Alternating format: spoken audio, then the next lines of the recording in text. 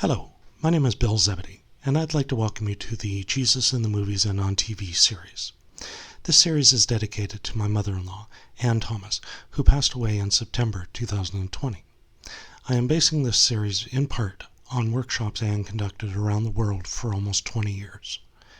I'd also like to dedicate this series to my father, William Wellington Zebedee II, of whom I am named after.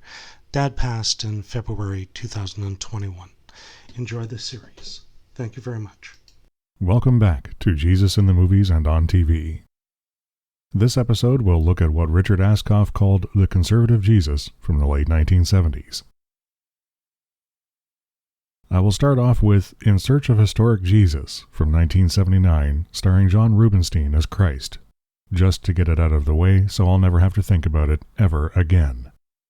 It is too bad Askoff didn't have a category for the bad Jesus because, in my opinion, this was just that, bad.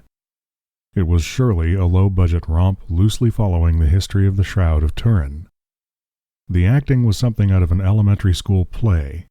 The narrator was annoying. Does it sound like I didn't like this show? I'm not the only one. This film won a Son of the Golden Turkey Award because it was the, quote, least uplifting conversation with God in motion picture history, end quote. Well, enough of that. As I said, I wanted to get the previous show that shall not be named out of the way, even though it came out 2 years before the 1977 382-minute-long TV movie called Jesus of Nazareth, starring Robert Powell as Christ. Filmed in Morocco and Tunisia and costing $18 million, the screenplay is by the great Anthony Burgess. Well-known religious scholar William Barclay was the advisor. In The Problem of the Cinematic Jesus, W. Barnes Tatum says Jesus of Nazareth was the, quote, most successful harmonizing all four Gospels into a dramatically coherent characterization of Jesus and his story, end quote. From the reviews I read, it is obvious this was greatly liked by the religious leaders from around the globe. In The Real Jesus, Reverend Michael Morris says, quote, the only criticism leveled at the production was the often repeated complaint that Christ was cast to be a Northern European, end quote.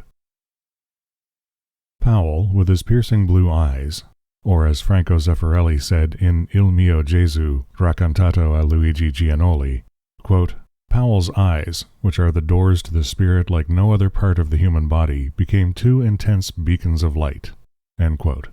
Gave a masterful performance. Although this is listed under the conservative Jesus, I would also list it under the human Jesus, because Powell brought Christ down to the level of mortals. As Powell looked so like the stereotypical Jesus, he is often heard saying, quote, I am not Jesus Christ. I am just an actor and British comedian. I am tired of seeing my photos displayed in places of worship. I just make a film for a living. Burn my picture and worship the only God in truth. I am just an actor. Jesus is Lord. End quote. In 1979, Brian Deacon appeared in the 240-minute The Jesus Film. Deacon, in an interview from 2016 with Sheridan Voisey, stated he believed starring as Jesus was a detriment to his career. The theme of detriment to careers will be mentioned in future episodes. Reverend Michael Morris, in The Real Jesus, says Deacon, quote, broke the traditional smooth-skinned portrayal of Christ with his furry physique, but this was accompanied by a false hairline and a wig that has become nothing less than a parody of biblical figures in film, end quote. According to the Internet Movie Database, Deacon has stated this was the most disappointing film he's ever been a part of. Not sure why myself. I found this a very compelling movie and quite enjoyed watching Deacon in the role. The Jesus Film gets a double mention in this episode as parts of it were used for the New Media Bible, the Gospel according to St. Luke, also released in 1979. This version appears to be spoken word for word from the King James Bible, as narrated by Richard Kiley, who plays Luke. It should be pointed out that Deacon is reported to have caught pneumonia during the final filming, but I'm unsure if it was this version or the Jesus Film. As short as this episode is, that pretty much covers what Askoff called the conservative Jesus from the late 1970s. Next episode, we'll look at Askoff's The Human Jesus. Remember to like us below and leave a comment. Thanks for watching.